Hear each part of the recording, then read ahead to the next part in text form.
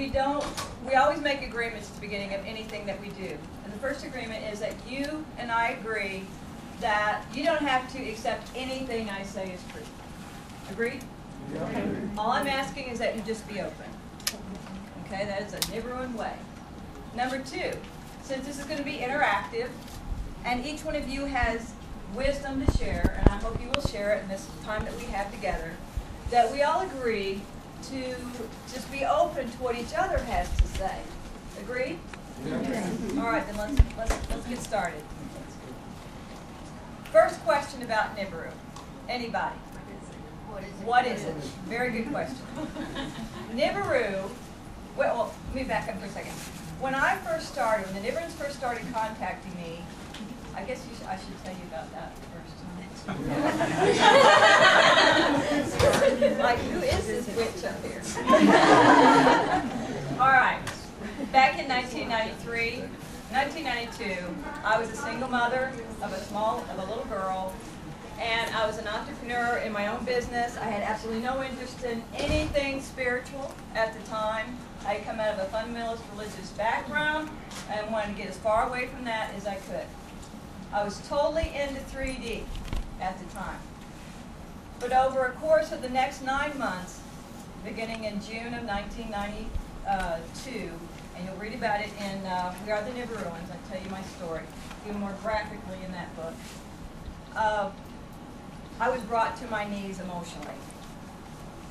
I had health issues. I lost a baby. I had my apartment flooded. My daughter, who I found out was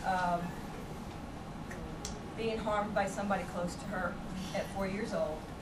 I went through a lawsuit over that, custody battle, court, medical exams, the whole thing. After 9 months, I was on my knees for the first time in years praying for help. My business was going gangbusters. I was training people to network, to build their businesses because they didn't have a whole lot of money to operate. So I was working with a lot of small business owners. But emotionally, I was devastated. And I said, God, please help me. Within a week, I had a dream. And in that dream, this being came to me and said, we have work to do together. And he merged into my body all the way down, just like he walked into me. My soul walked out. It was taken by 2 females down this garden and through this, along this path to a reflecting pond. It was the last time I saw that soul. And he says, I will be speaking through you. Well, I woke up, bolted up out of bed, and thought, oh my God, I've been possessed. That wasn't the case. For 2.5. That's my phone. You hear that like Twilight sound? Yeah, they're calling me. All right. For 2.5 years, this being worked with me, did not tell me who he was.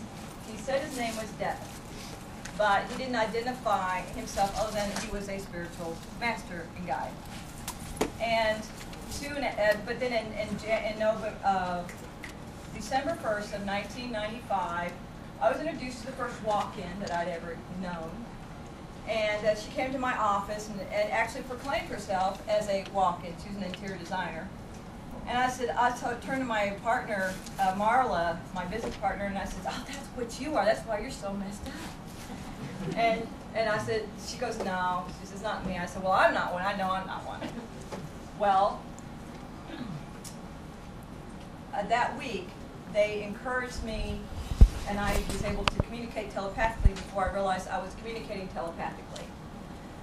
They encouraged me to ask, where am I from? So I cruised to the bookstore, which I keep in business now, and I'm cruising the shelves. You've all done this before. And then the right book just kind of jumps out at you. Well, this one I started to reach for it, and it fell off and hit me on my foot. I picked it up. It was Zachariah Sitchin's The 12th Planet.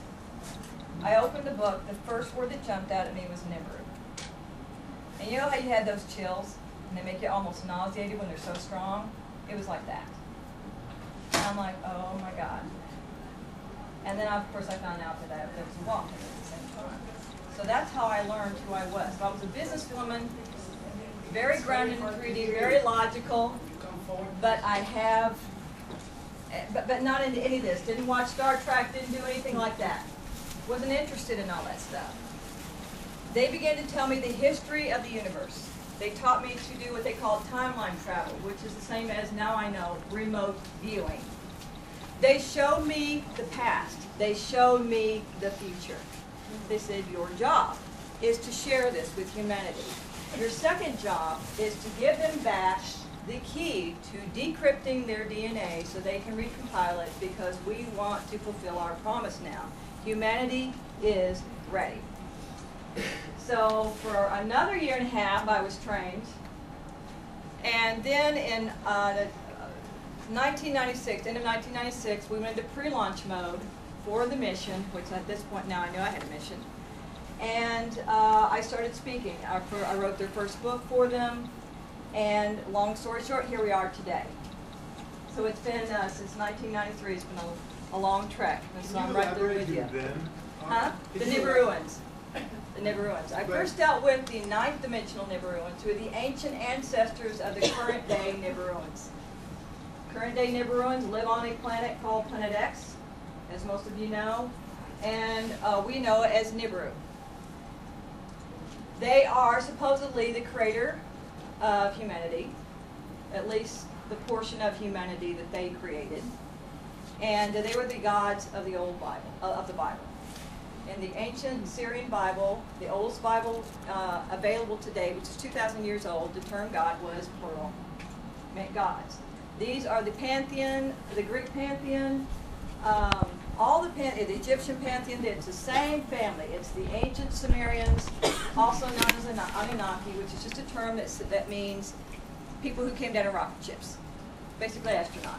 There's lots of astronauts from many different civilizations. Arcturian, Orion, Syrian, Pleiadian, Maldekian, Martian, Venusian, they're all Anunnaki. It's just a term. And that's one thing you'll learn here today. So that's a little bit of background of who I am. And so I've been at this for a long time. I was trained as a galactic historian. I help people understand where they're from, what they're here for, and how to go about their missions. My original mission was completed in 2004. I'm on my second mission now. So with that said, we had a question about what is Nibiru?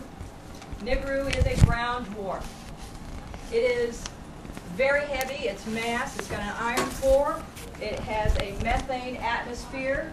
It is heavier than all the planets in our solar system combined. It's 1/17 the mass of the sun. It is 5 times the size of Earth, close to the size of Jupiter. Its orbit is on a 90-degree angle to ours. We're orbiting this way around our sun. It's orbiting this way. It is the second sun of our solar system. We, like so many other solar systems, are a binary solar system. We have a brown dwarf as a sister sun.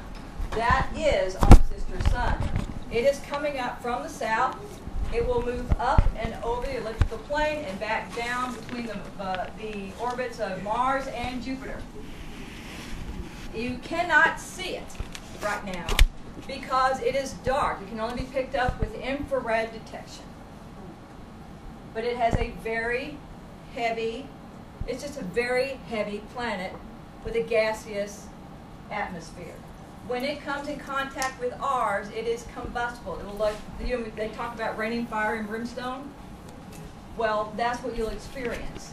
You'll see the red dust raining down on Earth. Its methane core, its methane gas, will ignite in our atmospheres. It's combustible and create fire raining down. It has done damage in the past, but it doesn't have to do damage. That's the whole thing. The message that they want to give to you is that this is a time of hope.